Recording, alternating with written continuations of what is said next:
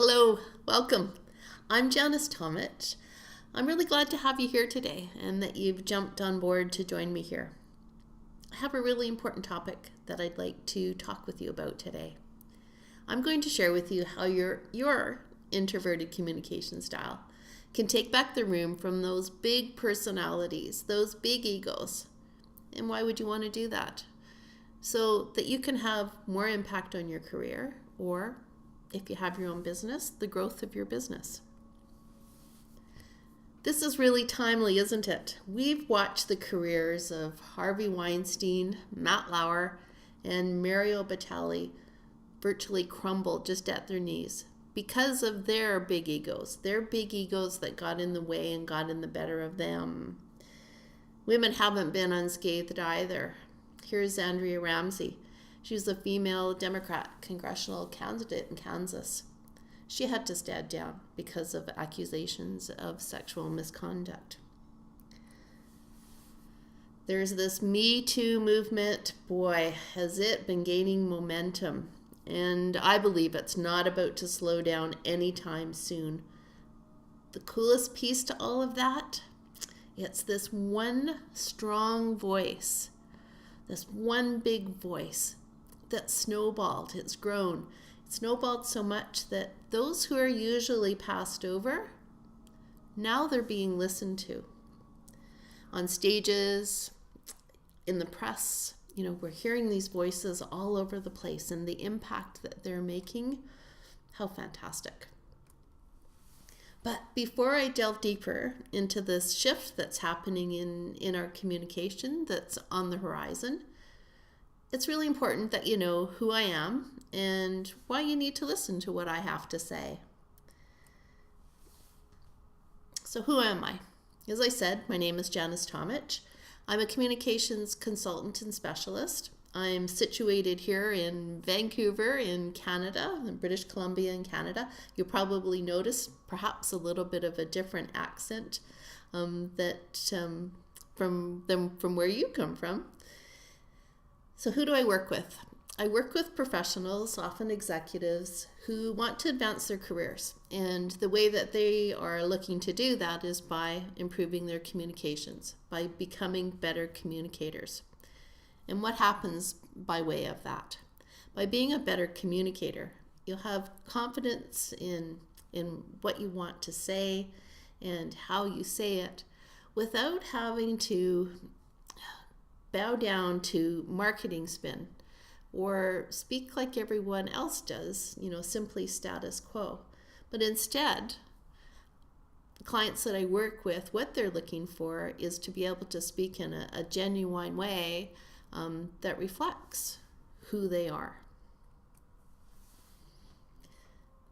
The past number of years, I've been up to some really cool and interesting things. And one of the ones that I'm most happy about and most excited about is I'm the co-founder of a TEDx event here in Vancouver. And it's in hiatus right now, but our speakers were all children, all kids. Boy, did they have stories to tell. And the projects that they shared were so inspiring. And they shared all of this, all without ego. I'm also the person behind TED speakers, TEDx speakers as well. Many of my clients are on the speaking stages as keynote speakers. I love to write, and I'm a contributing writer to Huffington Post and to Inc.com. You'll find many of my articles there if you do a search for me. So you may not have heard about me, and why would that be? It's because I'm often the person behind the curtain. I'm supporting the clients that I work with. And what they will say about me is that I'm the hidden asset behind many successful executives and many successful speakers. Enough about me. This is about you. So there used to be a time when if you said the wrong thing to the wrong person, things were easier. You could make good of it, you could apologize, and the both of you could simply move on. That's not how it is anymore. Now saying the wrong thing, as we've seen, it can cost your job, but even worse, it can put a stop to your career. So the impact can be huge when you say the wrong thing. But here's the good news. You don't have to be the loudest voice. You don't have to be that extroverted voice to get the career success that you're looking for, to set you in the direction where you would like to go. In fact, it's often that confident, that humble introvert who skillfully knows how to communicate, who rises to the top in organizations. And the reason for this is because these skillful communicators, they're comfortable in their own skin. People trust them and they realize the value of their voice, even if they bumble along in the process a little bit. You've heard me bumble a bit. Nobody is a perfect communicator. So these are the people that we connect with at the deepest level because they're human beings just like we are. Think of Tim Cook when he first took on the role of CEO of Apple. He wasn't the most seamless speaker. He was a little bit awkward at first. He's improved quite a bit over the years. But at first, not seamless, but still, everybody wanted to listen to him. They wanted to hear about the vision that he had for Apple in the years ahead. Then there's Malcolm Gladwell. Charming, charismatic, but he's a bumbler on stage. Lots of ums and ahs and long pauses while he gets his words in order. But charming, everybody wants to listen to him and is fascinated by the research, this genuine research that he gives as a gift to share to his audiences. So the days ahead, I see, the vision is that old school responses, they are what people are looking for, what's needed right now. By the end of this webinar today, I'm going to share with you, you're going to learn 3 secrets to putting your own unique communication style to work for you. So I know that you've probably been waiting for this way of thinking, this way of speaking to come back into fashion. Guess what? Now's the time. We know those big personalities, right? They take over the meeting, they take up lots of space, and they verbally push their way around, and not many other voices are heard at the table. Those interactions, they're being valued less and less because we know that they've actually become a liability. So the goal of this webinar today, the goal is that when you speak with your colleagues or in a meeting, that you're really listened to, actually listened to, not just the lip service of listening, but actually really listened to. There's no marketing spin here today, no NLP. That's not my style. That's not how I work. I'm going to show you how to leverage and manage your own personal communication style to make it work for you. So I've been working on my own, consulting with professionals for over 8 years now. And let me tell you, I know deeply I've learned that you don't have to be or act like anyone else but you. If you stay with me until the end of this webinar today, I'm going to send you a PDF. It's a step-by-step matrix. It's called On-the-Spot Response Matrix. So this will help you that when you're in a squeeze and someone is expecting a quick response from you, it's going to guide you in a way so that you can think on your feet and respond in a way so that you're not stressed out and you're not full of anxiety and you're not worried about saying the wrong thing. So if you practice this guide a few times and integrate it with your responses, you're going to find that you're going to be really successful at being able to speak off the cuff. So stick around until the end. And if you're at the webinar at the end, I'll be sure that you get the worksheet and that it gets sent right out to you, right into your inbox, right out your way. Have you noticed that sometimes, no matter how careful you are with your words, you're taken the wrong way and things are confused? Confusion happens. Sometimes you even ruffle somebody's feathers, perhaps your boss's. But this happens because you haven't yet learned how to respond off the cuff, on the fly.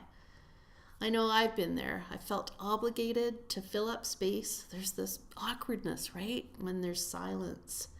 And then we get into really hot water because we feel that we have to fill up that space. And it's the wrong path to go down. And just a side note here, silence isn't such a bad thing in conversations sometimes.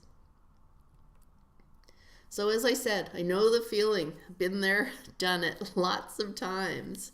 But before doing the hard work myself and learning the nuances of business communication, I have to tell you, I was the shyest kid in the room. I hardly spoke.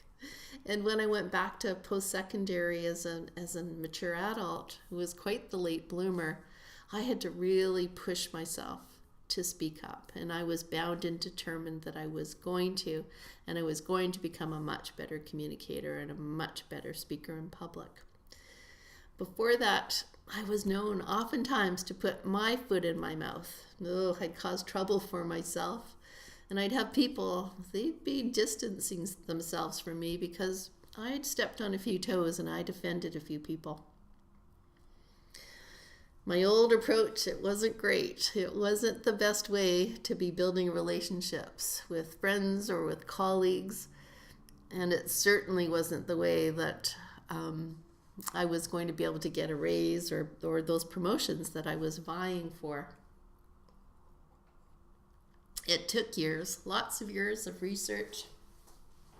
As a side note, you may be interested. I started my career in dentistry, and many people will remark that's a huge leap from working in, now you're working in communications, and it's not actually. I was fascinated by communications in, the dental arena because it's such high stress, such a high stress environment. Patients don't often really want to be there. Dentists are usually quite type A personalities. There's a real dynamics that happen there. And I was so fascinated by watching when communications worked and when communications broke down. So I was always testing and trying and trying to understand what made communications work. So not such a big leap into the field that I'm in now. And there's one thing, and this is really key, and that I hope that you take away from this webinar today, that it took me a while to understand and learn. And I know my clients are often surprised to find out, but the best communicators, they're the best listeners. They're the ones who are able to sit back and listen. And I've watched a number of my clients take this on, and I've watched their success and their ability to be able to speak comfortably, really comfortably from a place of integrity and not feel that need to hide behind a mask, that being themselves is just okay. So that feeling of satisfaction of working with clients and watch them grow and take their wings and be able to speak from an authentic communication style, for me it's gold. I feel really lucky to be able to work with clients and to see their successes.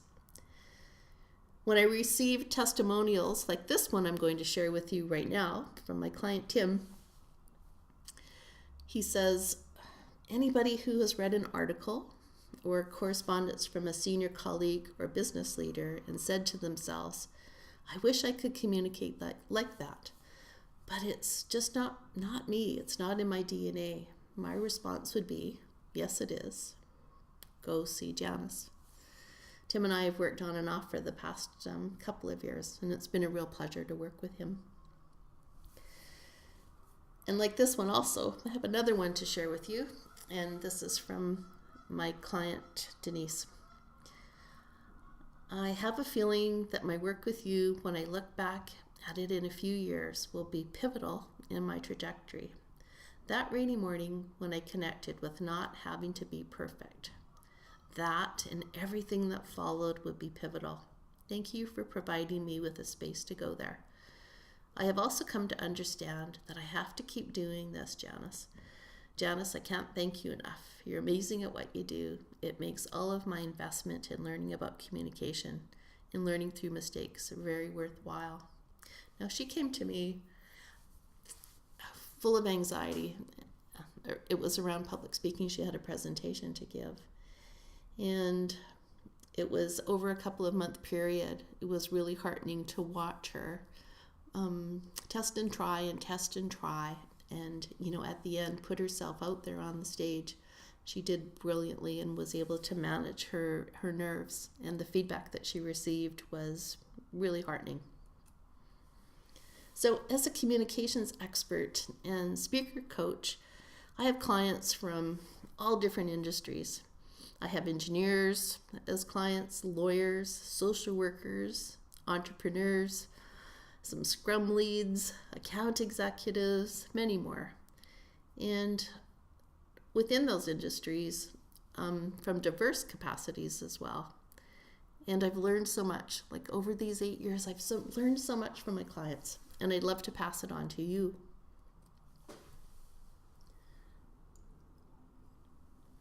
What if you could deliver your thoughts, your ideas, those solutions you have, and know that they're actually being received, that they're landing and people are hearing them? More importantly, they're received the way that you intended them to be. And what if you could stand out and not only be heard, but be able to persuade those people that you want to, be able to influence them, to be able to shift the trajectory of the way perhaps that a project is moving? And what if you could be as effective in your communication as best-selling author Malcolm Gladwell? As I said before, he bumbles along on stage, but he's always well received. And what if you could know those off-the-cuff responses, as I talked about previously? What if you could make sense the first time because you're not using the wrong tools? Instead, you've got a toolkit with the right tools to use. And what if you're able to deliver uncomfortable messages? And sometimes, those are the hardest ones to deliver. When you have to let a staff member go, or you have to deliver bad news to your team, if you could deliver those with grace and compassion and eventually with confidence and with ease. And I'm here to tell you that you don't need nerves of steel to do this, or you don't need magic fairy dust. This is skills-based learning that you can learn and get comfortable with the messages that you need to deliver. So just a quick reminder again, if you hang on to the end, you have that matrix that I'll be sending you that's going to help you seamlessly deliver communication pieces. So at the start of this webinar, I promised to share 3 communication secrets to put your unique way of communicating so that it works, so that you're heard and that you're respected. Here we go. Let's start with secret number 1. So do you question the way that you're communicating, whether it's going to persuade or it's going to influence someone? If you do, think about following this step-by-step way of introducing a problem and a solution. It's a great way to build a case. After I've taken you through the steps, I'm going to provide a scenario for you as by way of an example. And while I take you through the steps, I want you to really consider this. Think hard about this. I want you to think about when you present a problem, think about your colleagues or your audience's perspective. It's not all about you. It's about your colleague and it's about your audience. This is really key to be able to persuade. So what you're going to do Number one, you're going to introduce the problem. And I want you to keep it really tight here. Explain the problem. Just give yourself 2 or 3 sentences. Then number two, what you're going to do is you're going to provide the solution. And some proof of why it will work. Again, really tight, really concise, just a couple or 3 sentences. And step 3, it's really important here. What's the benefit to your colleagues or to your team? So this is your point of persuasion. This is how you're going to influence your audience. This is how you're going to get them to jump on board. Here's my example for you. So here I am, I'm meeting with my team. I know that just like you, just like me, you're feeling overwhelmed with emails. We get this barrage of emails every day. Slack chats are running in streams, instant messages. We're barely keeping up with all of this. I know that that's how it is for me.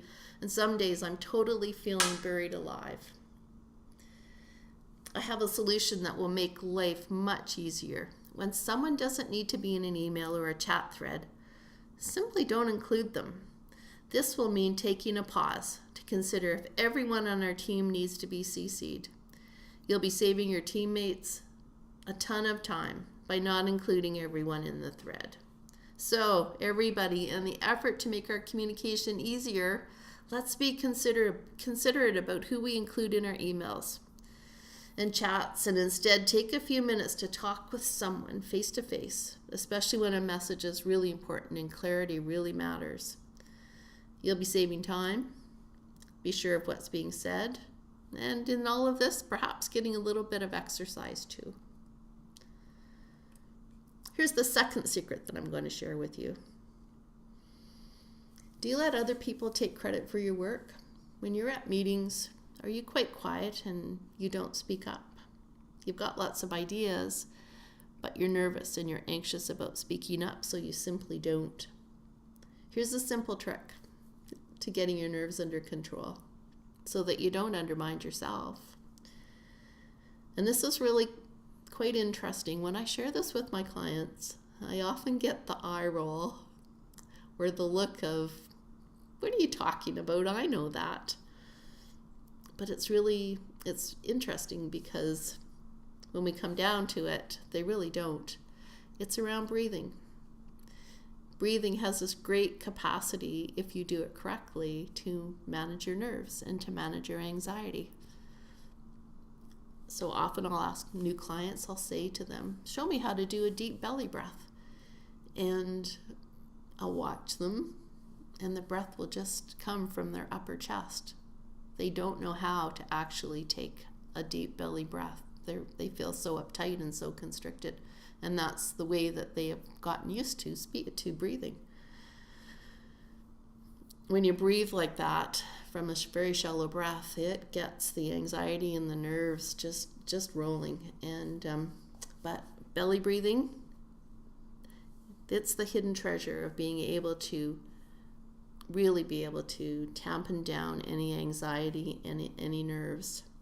So I encourage you, the next time that you're in a place where you're feeling anxious, you're feeling nervous, and you do want to speak up, take a couple of really deep breaths. Practice it, on your own time. Lay on your couch, put a book on your tummy, make it rise and fall. Make deep belly breathing a default way of breathing rather than using a shallow breath. Here's secret number 3, and it's last but not least. And this tip is one that often surprises many people. They're the worker bees, the ones who think that if they keep taking more on their plate and saying yes to everything, and these are the people that are looking for leadership roles, that by way of taking all of this work on and being seen as a really hard worker, that they're going to be given promotions and they're going to be seen as a leader. And it's absolutely wrong. It's totally counterintuitive.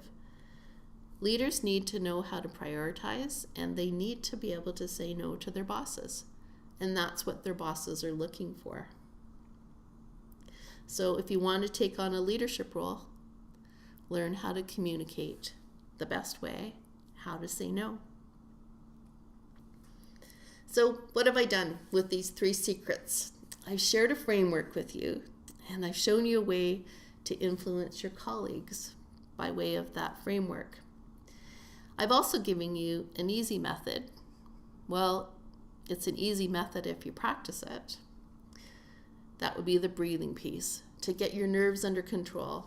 And I've also shared with you some advice, and I've watched many of my clients make this mistake in the past, about being able to say no, being able to communicate no, that you can't take on more workload or another project.